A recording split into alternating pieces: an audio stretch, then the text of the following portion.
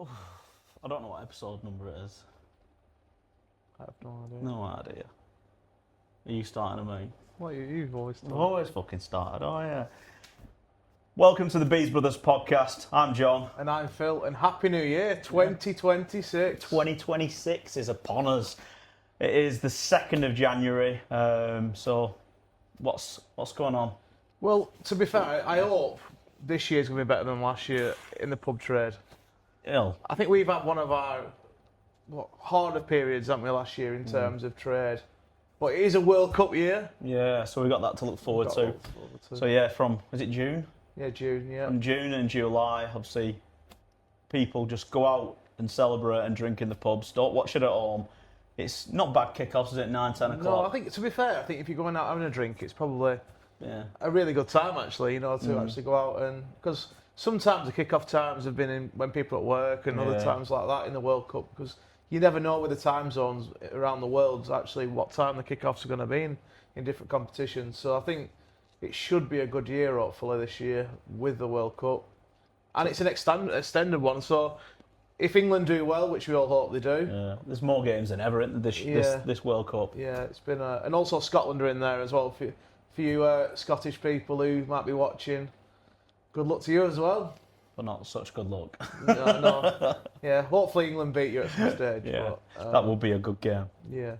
But yeah, no, it's been a really tough year in the pub trade this year. I don't think what could go wrong has gone wrong in terms of the changing of leadership, the tax rises. There's been a lot of other things, haven't there? It's been like a perfect storm in a way. And unfortunately, I don't think a lot of people out there have actually made it. Yeah, unfortunately there's been so many pub closures, just around Lancashire and Yorkshire, and it's heartbreaking to see it. But I think obviously with the rates changes in April, there's going to be more and more closures. Yeah. I think we've closed about 3 this year, and that's unheard of for us. But we feel like we felt closing some sites what aren't massively profitable for us gives the overall business a stronger outlook going forward into the new year to hopefully then start investing.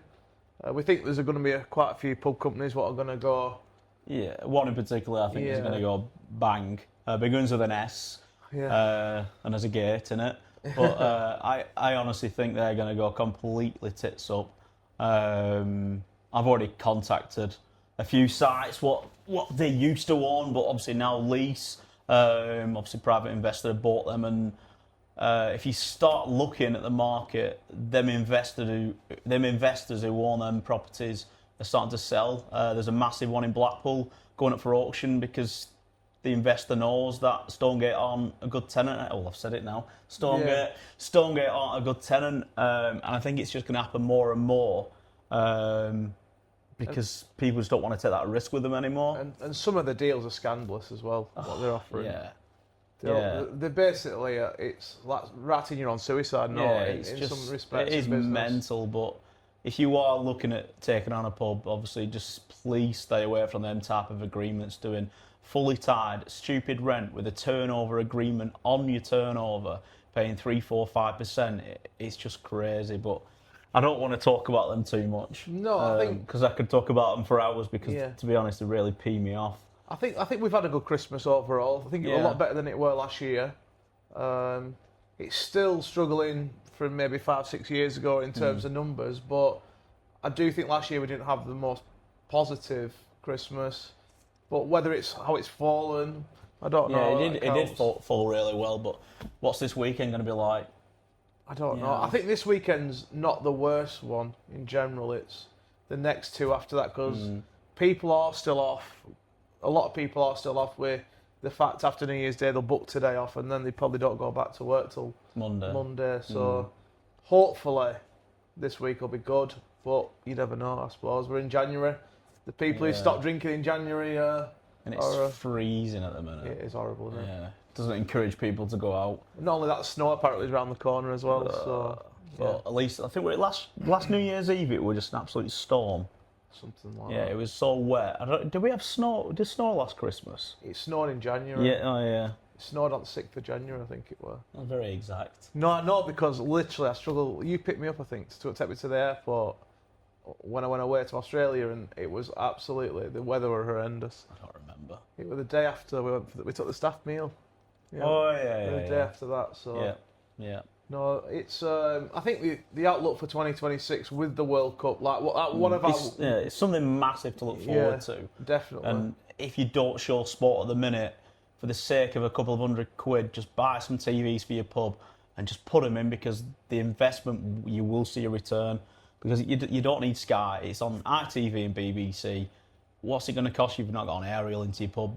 £150, £200 just to get someone to put an aerial in for you, and it's just going to be such a positive time for the country. I think also getting into the mood now of making. If you want to show the World Cup, some pubs don't, but if you do want to show it, start the process now.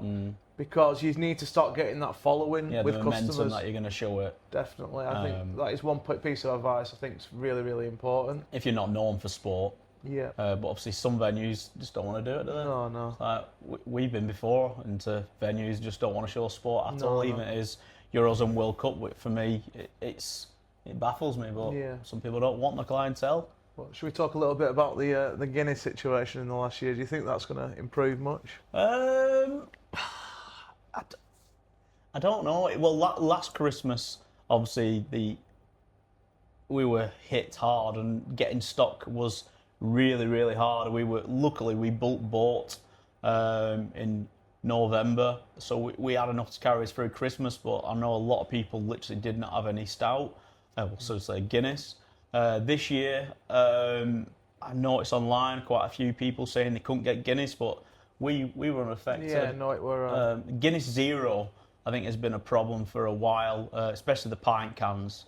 I do think that's going to be a real big winner this year. It hates me to say it with Guinness as well, that they're so dominant in the market, but obviously they've invested in the Premier League now, and it's just more and more in the audience face that it's a Guinness. And don't get me wrong, it's a great product because I don't drink it. Yeah, it's a great product. I don't drink it, but to have that much dominance in one field, it must be a great product. The brand is just crazy, so strong, but it's just one of them. It's just, I know people have swapped to alternative stouts. So obviously last year we give customers an alternative of a massive price increase, or you can have a different stout cheaper now. But everyone decided they wanted to pay the price increase, and we kept Guinness, which I was surprised at. Obviously people wanting a value pint, but no, they would pay the price and obviously drink Guinness.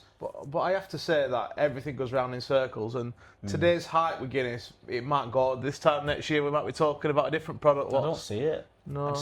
I think it's that. It's you go back over what? You know what I mean? As in the bubble, as in like it's always been the most popular in stout, but the bubble's grown so much. Like obviously there was a vodka and the rum bubble. Is it gonna just shrink back down to its original size again? Do you think? I don't know, because obviously, like you look back at rum. Obviously, everyone always used to say, "Can I have a Bacardi and Coke?" And it was always the brand. And obviously, Bacardi back then must have marketed, but no one's. I don't think there's enough products of stout to take over the momentum of Guinness. No. And I don't think the brewers put enough money behind their products of stout because they think we're not going to beat Guinness. Yeah. And I think all the other stouts just go in at a lower end to steal the Guinness customers, where obviously you've got that many pouring vodkas, that many pouring rums, that you've got a lot more choice because the brewers have actually invested in it. Do you think going back to keeping on stout, what do you think with the Conor McGregor situation? He's from Ireland, obviously he's big in Ireland. Do you think that will make much of an impact in the stout market over the next 2 or 3 years? His forged stout, which is stout. He's still promoting it. It's not. Is he not promoting it anymore? I'm sure. Don't hold me through it, but I think he got kicked out of the company when he were in the papers for something he did. Well, he were forcing it down a part of forged stout down Anthony Joshua's mouth the other week. When? The other day. Paul fight. Yeah, he was I need to Google this. Yeah, no, he were. I might be wrong then. I thought it was nothing to do with forged anymore. No, I'm 99% sure that he's been promoting it recently because Mike Tyson's been over to his pubs over there, and it's been a massive promotional push by him. It's not like last year. I might be wrong as well. What you keep talking? Let me go the phone. I think you're wrong. I think when it comes to like stout and stuff like that, like you say, Guinness is strong, but surely there's someone out there in the market who can maybe look at it and go, there's a market there to compete with Guinness. But because it is criminal, some of the prices. I think our GP is the lowest. Just to interrupt you. Yes. As usual, I am right. It was early 2014, late 24, early 25. Conor McGregor no longer has anything to do with forged stout. Is he an investor though? He's no longer. He was the founder of the brand.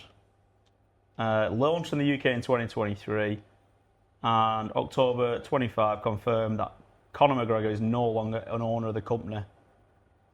No, nothing to do with it, what happened with him in the papers. He must be wrong. Oh yeah, you are wrong. You were pouring it down someone's neck. He might have been Guinness, or he might have been winding someone up. Yeah, probably pushing Guinness. No, but it's like Guinness is our lowest GP on all draft products, and it's terrible. It's absolutely terrible. But it's that pricing that you can't really sell it at what it should be sold at, because there's only so much someone will pay for it. Unfortunately, obviously, we're in towns, not cities. Obviously, in London, you expect to pay £7-8 a pint of Guinness, and you don't pull your face. But obviously, come to a small market town, there's only so much a consumer's willing to pay for a pint, and unfortunately, we have to take the hit, which is the GP. I think the other big talking point this year is I've never known a summer be so warm. Hopefully, this year will be the same. It's crazy on how warm it was this summer. I think if you've got a beer garden out there, it's been amazing for that in terms of. I think it was like 3-4 months where it were straight where it never seemed to feel like it were cold or rainy or the usual British weather that you get. That must be a big positive for some of you guys with pubs out there. Yeah, massive beer gardens would take advantage of it. I think, and if you've got any kind of outdoor space, I think the councils are pushing it a little bit more now. It's more relaxed, yeah. Yeah, obviously, in terms of the outdoor licensing and getting obviously your cafe areas is a lot more easier, trying to streamline the process. So yeah, I think if you've got an outside space, whether it's a large pavement or what's sat outside your front door, it's always worth looking at nowadays, especially when summer's maybe 4 months around the corner, as in the breaking of the weather, the turn of the weather. It's something to look at now, ready. Yeah, to get ready for it. Definitely ready for that, because I can't believe how warm it was in the summer last year. And with the World Cup, I think we're all hoping that the sun's going to be out. Although for some of our pubs it can be a problem. Yeah, because no outdoor space. People are looking for that outdoor space to have a pint. Yeah, or an outdoor screen, and a lot of people obviously do outdoor screens during the World Cups. But yeah, we're hoping that the World Cup and the weather is going to hold out. So yeah, what else have we been up to last year? Tonight, in the pub world, I don't think. Obviously, I think we just reformed as such, and obviously use that word reform. Reform the estate. Obviously, got rid of some sites, and I think when we look back, I think we must have turned down probably about 15 sites last year that either we could lease or buy, because the timing wasn't right. We spent a lot last year on renovating a pub. We're in a new year now. Last year. No, it weren't last year. It were last year. 2024 it were. What year? Or renovating a pub. I thought you meant, no, we did, sorry, the year before, 2024. Yeah, 2024. We spent a lot of money on refitting our estate. Yeah, 2024 were a refit pub year, literally one after the other. 2025, we converted a pub into 5 apartments, and that was a massive learning curve. Yeah, something that we've never done before, and it's something that you learn when you don't do something much. Yeah. You don't want to do it again. No, well, we'll see. If the deal's right, I'd say, but I think anything's where the deal's right.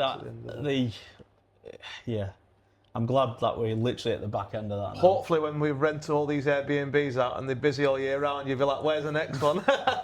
And that'd be a great case of that happening. But I suppose we could talk about service accommodation for a while. But I think outside or it was interesting this year actually. We went to somewhere and they were looking for pubs with accommodation above it, and that were the what in Liverpool? What was it called? The pub award, the pub. Liverpool. Yeah, the Morning Advertiser. Yeah. They run that conference thing, and there were a guy who said he's looking directly for pubs with living accommodation above it. Yeah. And that was his model of the fact it gives you more strings to your bow as such. So, but it's obviously it's going to be tough this year, and obviously if you've got empty rooms, is it the place to go? Do we do short-term accommodation in these rooms? Yeah. Because like historically, people used to rent out a room like long-term in a pub, for example, as a cheap flat for people. But do you spend a bit of money, decorate it, and turn it into short-term accommodation? Well, from what I've heard, is there's a deficit of rooms available in the UK at the moment in terms of short-term sort of letting. But it is, like I say, if you can get something busy like that, it's just another string to your bow in terms of your business. So you're not just solely relying on wet sales or dry sales. If you've got accommodation, it's the biggest GP you're going to have in your pub, realistically, in terms of sales. So it's definitely something I think that any operator, if you've got rooms or space, use it. Yeah, especially if it's financially viable.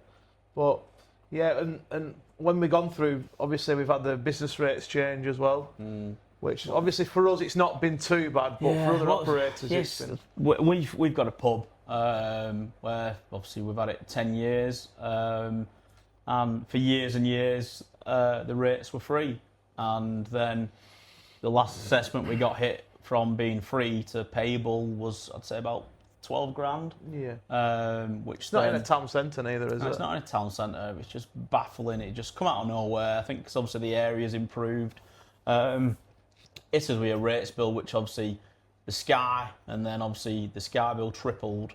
Bearing in mind, it's very football orientated, so you can't just not have it. Not have Sky. So it was cheaper and easier for us to leave the Sky out of contract and pay out of contract rates with no discount than to accept the new Sky rate. So for the last few years, that pub's not had Sky Q, because to get Sky Q, we had to sign a new contract, which was extortionate Sky rates. So we've had to not show all these extra games, what everyone's had for the last 2 years, was it? Something like that. Yeah. So it's obviously got reassessed, and it's free rates again. Yeah. Which is just mental. So they give us like 3-4 years of pain, and now realised it could never afford them, and it's dropped back to free, which thankfully we can get Sky Q in now. But we've got obviously another pub, the Turf, which is near the football ground, and that, in this rateable value, it's gone up to past other pubs we've got in the town centre. I don't get the logic. It's like a random number generator, that system.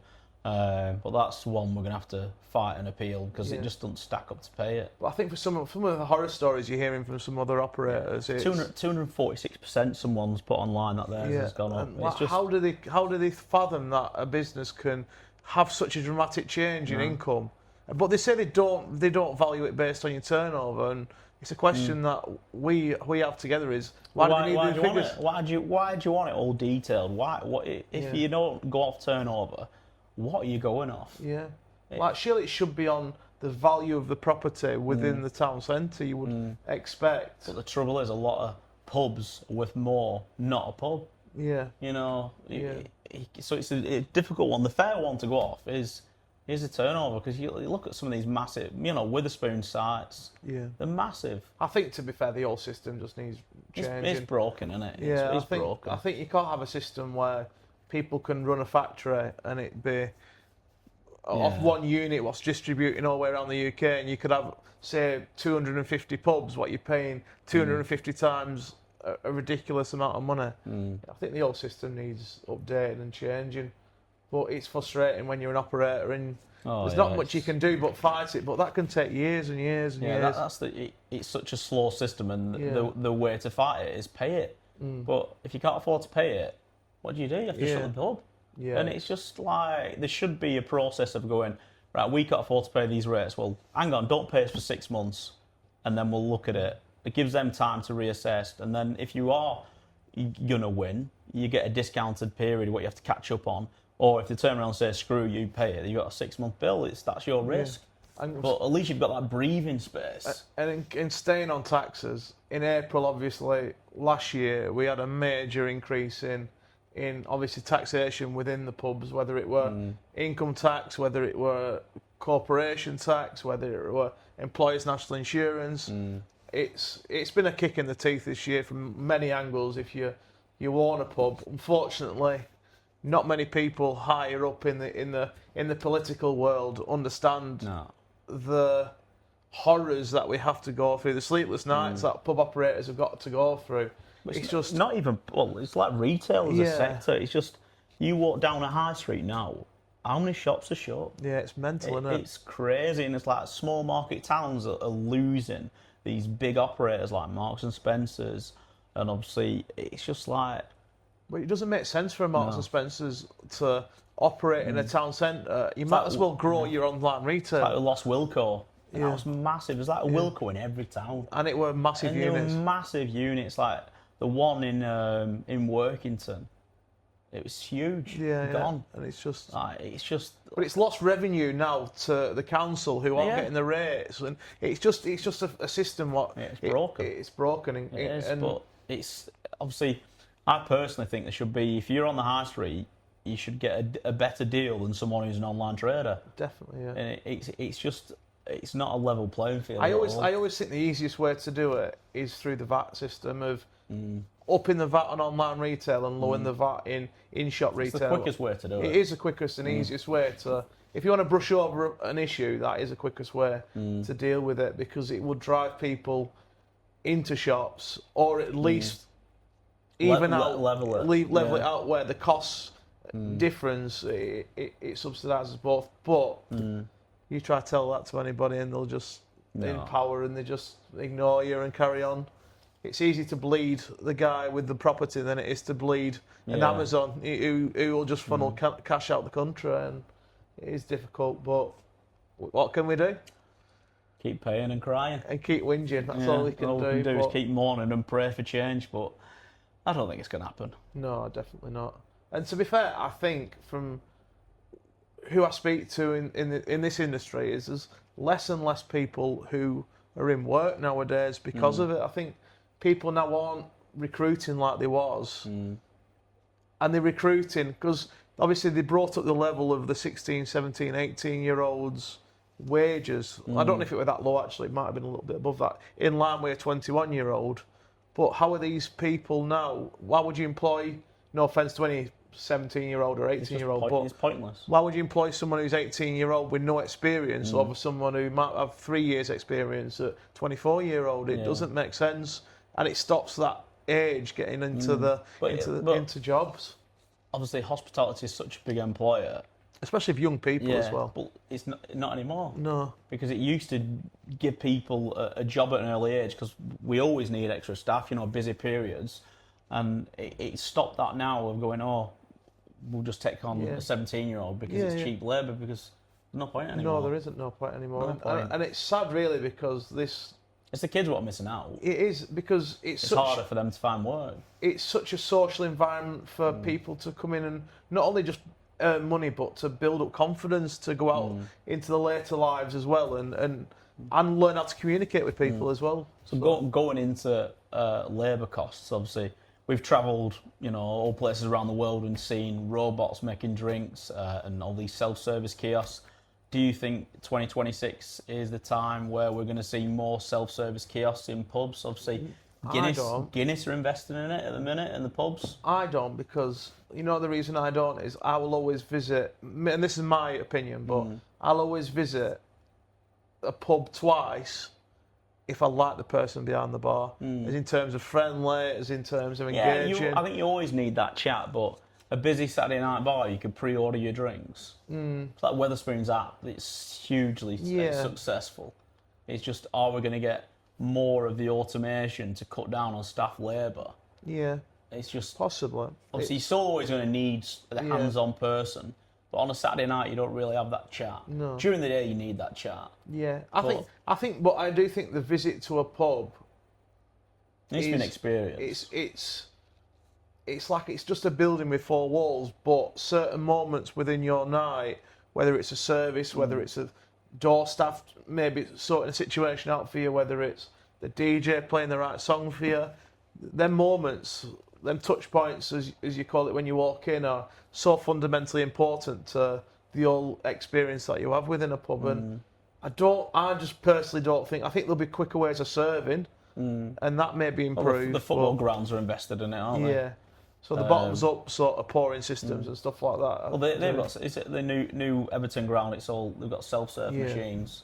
But even like with Guinness have invested a lot recently, going back to Guinness, but as in I've seen in a number of pubs now where they're doing the print on the top of the Guinness, which it's very personal, but I think that personal thing is what's coming back in rather than it being very much like, because pubs aren't like they used to be for anybody, I don't think, where you used to get volume through your door. I think it's very, I think the individuality of each customer's journey within a pub is very important in general. So, would you think more and more pubs are going to change their opening hours this year to cut back on labour costs, cut back on obviously operating costs, which would be sad to see? Yeah, I think I do think the late night market is, and I think we found that as well, is dropping off. But I do think the earlier market is grown, in that respect. But and I think more and more nightclubs, especially outside of the big cities, aren't sustainable anymore. Of 2 nights a week or 3 nights a week in some cases. But the volume's just not there anymore. No, it's not. And I think older people now see the nightclub as younger person's environment, and the younger people just don't drink like maybe 20 years ago. A lot of it for that age group now in what the 2000 age group, maybe a little bit younger than that, but they see fitness now as their nightclub as such, which is a good thing, I suppose, in terms of people's health, but for the leisure industry in general, in the hospitality industry, should I say, it is a challenging outlook in terms of that. But like I say, I always think things go in circles as well. So I think obviously, is the low and no alcohol market going to start growing for us? Like obviously we've pushed it in 2025 slightly. We do a small range, but are we ever going to get to the point where we've got alcohol-free spirits on our back bar? I just can't see it. Well, from my own personal, obviously I'm 39 coming up this year, but I don't like Foster's. I love Cruz Campo, and this is just mine. But I've started to drink Foster's now and low ABV because I know my body can't take 7 or 8 pints of Cruz Campo anymore. So I look at it personally that for every 3 or 4 pints I have, I get one free in terms of drinking. That's Phil's own loyalty system. God's sake. In terms of the alcohol content in there, but so I think I've made that little bit of a decision towards it, and I think it's a necessarily a good thing, especially for people like me who are not really. I'm a session drinker. So would you go from Cruz Campo to Foster's to an alcohol-free in that order, or would you not? You know what I've been thinking? I like this idea of zebraing, as in, but with Guinness, and I need to start drinking Guinness to get used to the taste. But I do like this. Well, have you seen what they're doing at the moment, where they're doing half pints and then half zero, half Guinness? Yeah, and I do like that idea of. But you may as well have a shandy. But I don't like the lemonade taste in a shandy. It's very different than that. So I'm interested in how it's going to go. I just don't think the taste is right with alcohol-free yet. I think the Heineken's probably the best out there. I don't mind the Corona Zero, not Zero, it's with a C. That is a nice beer, but I don't really drink beer, obviously, so it's difficult for me to judge. But I just can't see us having 0-rated spirits. No, on the back bar. I don't think I would personally buy that.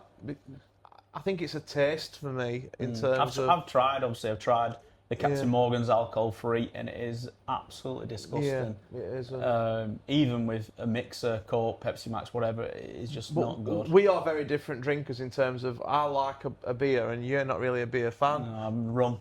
So I do. Cheeky rum. I do like a rum, but it's very much after 3 or 4 pints. So if I wasn't drinking 3 or 4 pints, I don't think I'd then step onto the spirits as much, maybe. But it is an interesting maybe it's an interesting few years in terms of how the drinking culture evolves. Obviously, there's a few places I've visited what have got alcohol-free on draft, but obviously, I just personally can't see that selling for us. No, not at the moment. No. Maybe in a few years' time. Is there going to be a market for it? I do think the closest to being on draft from the people I talk to is Guinness, because I think the older end maybe will look at a situation like, or maybe having health problems. Like my uncle currently has got health problems where he can't drink, and he is on a strict alcohol-free drinking situation. And there's people maybe who have health issues who don't want to take the alcohol volume now, where I think the Guinness is the closest to taste from what I hear from people. Yeah, it's got a good reaction. Yeah, as in terms of maybe that is possibly the one way you think that could happen. The first on draft is, is where you'd free up a pump space to put a 0 on there. I don't know. I still think the volume is going to be there. Yeah. We could be wrong, but obviously Foster's ABV's lowering. That's from February. Coors as well. Yeah, Coors. So obviously Coors in general, I think Heineken took the lead in this, obviously, and I think a lot of others are now following suit in terms of lowering their ABV, not just for in health. Terms of health. It's more tax. It's more the duty. Yeah, the tax reasons. But it's going to be interesting how much of the savings Heineken are going to give us. Yeah. Because I'm sure I worked it out. I think it were about. I'm sure about 24, 25 quid a brewer's barrel saving on the duty. So how much of that are they going to pass on to us? And the other thing I get worried about with owning pubs and working in pubs and loving pubs in general is, are we becoming part of a nanny state like smoking now where, and I know it's a different thing, but at what stage are we going to get forced to drink non-alcoholic sort of things like... Well, they introduced that new sugar thing where you can have unlimited. Yeah, and it's like, at what stage are we... The UK is becoming part of just a nanny state now where we psychologically are being forced off these things, or subconsciously, not psychologically. But it doesn't favour the government putting an ABV restriction on because of obviously the duty. Yeah, but at the same time now, with how much money are they losing now with the vaping against the smoking, and I also think as well that obviously it costs so much with the NHS in terms of people's health. I don't know. If the duty drops and we do something, everyone starts drinking 1% beer, for example, they're going to find another tax, just like this electric car bloody tax. Yeah, no. Which is crazy. Well, thankfully, don't come in for 3 years, so my hybrid's going. Yeah. Yours will be gone. Yeah. We'll stick to gas guzzlers. Yeah, we might as well. May as well just pay the fuel duty and not have to pull over at 2:30 in the morning to charge. If it's good enough for Donald Trump, it's good enough for me. Exactly. No. But yeah, keep digging. Is it what's his tagline? And keep digging oil or something, or oil or something along them lines. But, you don't like him, I like him. But no. What else happened last year? Pub world or another world? Whichever world you want to pick. Obviously, we bought our first pub at auction. Yeah. That were fun. That were an interesting experience, and we were going to buy another one, but we missed out on it, unfortunately. But yeah, no, first time I've ever done it, I'd do it again. That were an absolute buzz. It was very much like, it was weird because like you normally you put an offer in for something and you're like maybe waiting 2 or 3 days and like, come on, are they going to ring us back? Are they not going to ring us back? But that one's like an instant buzzing it. You're normally going back and forth with a landlord or obviously a estate agent, haggling, and it's just to get that instant hammer. Dush, it's like. Shit. Yeah. It's like, right, there's no time to think now. Literally, phone rang 2 minutes later, pay a bigger deposit, paid it, and then obviously, I think we had 14 days to complete, which I would just tell my solicitor, just get it over the line because it's an absolute steal. Do whatever. Well, it was fundamentally really important for us to buy that because the access to the drop wasn't on our land. So no, you're not explaining this properly. Go on. So we bought the pub next door to another pub. And the land in between is owned by the pub that we bought at auction. But we have right of access. But we've got right of access for our current pub for deliveries. And then in the actual documents, I realised that the right of access was only up till think 6 or 7 a.m. in the morning. So it was like a 2-hour window every day where you're allowed to use the land for delivery. So if someone bought it who didn't want to be nice to us, we literally could have they would have shut that pub down because we wouldn't be able to get beer. No, it was crazy really in terms of it. So we had to. It's a very good pub for us as well, and we had to secure its future. But also we've got many of our idea, obviously, to create function space or some kind of entertainment or space for events or lots of ideas for it anyway, which hope for 2026 will bear fruit at some stage. Yeah, well, it needs to happen. It's just sat there being sad or not operating. So obviously we need to finalise the plan for that one and crack on. But obviously it's such a huge space upstairs. That's going to be obviously short-term holiday lets. Obviously, which obviously you could talk about the doorway. Obviously now we're on the land. We've actually got planning granted to put a doorway at the side of the other pub, which will then have a staircase internally going upstairs to that pub, which then again could be holiday let accommodation. Yeah, because previously you could only walk through the pub. It's been granted as well. Yeah, that got approved.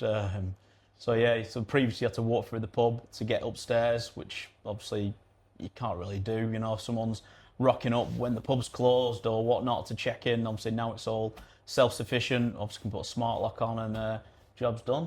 But I think 2026 will be. I don't think I looked online that much. Probably the least year I've looked online looking for investment properties. But I think the appetite's regrown again this year. I've already looked. Yeah, I've already looked. to as in expand again and I think we'd do like the idea of buying a freehold again, pub freehold this year at some stage. Might be the back end of the year, but yeah, no, I think the appetite is grown again. I think there has been a shift back again. Well, I don't think the situation. Well, we aren't sounding political, but I don't think the situation with government, the government what's in at the moment. It's not going to improve. No, like obviously as entrepreneurs, you want a low taxation, high productivity sort of environment to go into. Unfortunately, we're not getting that at this stage. But like I say, things might change in the near future. You never know. Obviously, obviously we've said it, but if you do a VAT cut and do a rate cut, obviously the industry would just boom. Yeah. So many industries would boom, to be fair. But I see probably first quarter we might pick up a site. Yeah. I always think it goes in cycles. All this is every now and again a big company will grow and go bang, and then it floods the market, and then it gives other operators like ourselves the opportunity then to just grow their estate. It's just I think a lot of these sites, going back to the massive pub operator in the UK, who I think is going to go bang. Yeah. Or heavily reduce it. I'll tell you, this is what I think is going to happen. I might be wrong, but I think they're going to get rid of everything apart from Craft Union. I think they'll keep Craft Union, the 650 pubs, whatever it is, keep that as their core estate, because Craft Union, very, very good business. The rest of the sites, they could be incredible sites, but like we look at some of their pubs, and obviously we've had some accounts, and some of them, I can't really say actually because I've signed NDAs. I can't speak about that. But yes, some of it you just scratch your head and think, why are you even operating that way? Yeah. Well, serving food basically when you're not making enough to cover two chefs' wages. You know what I mean? When the annual turnover of food doesn't even pay for two chefs' wages, you scratch your head thinking, what are you doing? Yeah. Where as a wet site, it would smash it. Yeah. But then a lot of their sites are like Wetherspoon sites where their business rates are just criminal. Yeah. But at the same side of it as well, they're offering the same thing as Wetherspoons are, but generally speaking, Wetherspoons just are better at it. It's a better product. Yeah, like Wetherspoons are better at it, and there's they get a lot of grief, Wetherspoons, but it's consistent. It's such a consistent business. As much as it's not an enjoyable environment to go in, but if you're not local and you want to be here and you don't want to be ripped off, you want to go pint, it is a go-to. I was saying this to one of our managers actually, and the difference between Stonegate and Wetherspoons is you know exactly what you get all the time, where Stonegate will move the prices up if there's an event, which how many people does that upset? So for example, in Blackpool, not naming any names, but when there's farmers on, there's venues owned by one company who will maybe add £1 on a pint, £1.50 on a pint, where Witherspoons will not change their prices. And it's subconsciously, it's that bond between the pub operator and the consumer where there's that trust where I don't think Stonegate get that as much, and I think that's been one of their biggest problems within the business, to be fair. And they did that flexible pricing, which we all do, but they publicised it so much, so badly. Yeah. So no, it's been a very difficult year, 2025, but I'm very optimistic about 2026 now. I'm hoping there's going to be no major changes in terms of big April budget statements and things what are going to. I don't think the people would take it. No, I just don't. I think everyone's swallowed the tough pill now with what she's done, and hopefully a lot of you haven't been affected by the rates, because that's a big one, because there's no cutbacks you can do. Because it's a set in stone bill. Yeah, well, I just think as well that you can keep putting prices up and prices up and prices up, but you're in a false economy, because all you're doing is just alienating less and less people out of your pub who maybe can't afford to come in as much anymore. We're in that environment of drinking where it's on the last thing what people pay for is enjoying themselves. They'll pay for the phone bill first, they'll pay for the mortgage and all these other things, and we're at the end of where people think towards. Well, people are going out less and less, and obviously when people do go out, we do want them to spend. Yeah, and enjoy themselves as well. At the same time, they don't want to feel they're getting ripped off. No. And, I'm a tight arse. Yeah. I